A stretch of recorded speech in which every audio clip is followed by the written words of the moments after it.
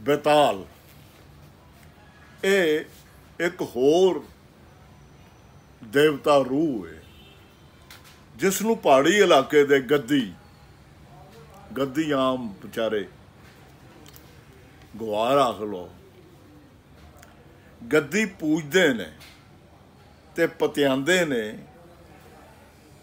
किस तरह अन्न पानी या आटे दी नज़र दे के कुल्लू के इलाके विच जल परी पानी दी परी है जिसनों पतियान लई राजी करन लई लेला कुर्बान किया जाता है जां नदी दे कंढे फुल चढ़ाए जाते हैं। जल परी बारे समझिया जाता है जो वो मर्दां नूं भरमा के अपने नाल सौण लई मजबूर करती है।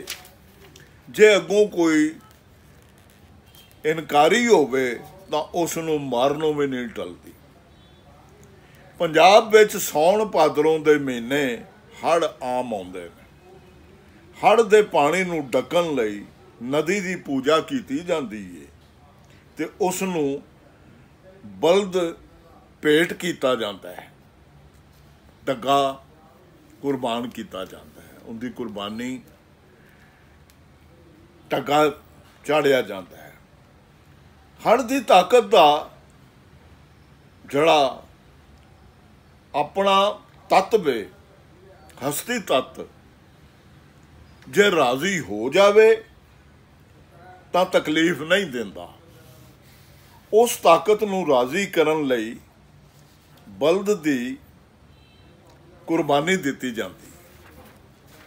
जे बलद हड़ दे पानी विच रुड़ जावे तां कुर्बानी कबूल हो गई जानो। जे बलद पिछां अपने कंडे वाल आ जावे तां समझो कुर्बानी कबूल नहीं होई ते हड़ नाल चोखा नुकसान होवन दा डर है। पर जे बलद दरिया पार कर जावे तां पारले पासे वल पारले बन्ने वल हड़ नाल नुकसान होवेगा। कई लोग हड़ दे हस्ती तत्त नूं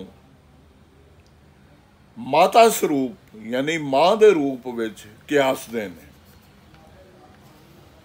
ते उस नूं रिझावन लई उस नूं राजी करन लई सोने चांदी दे गहने ते कपड़े भेंट करते हैं।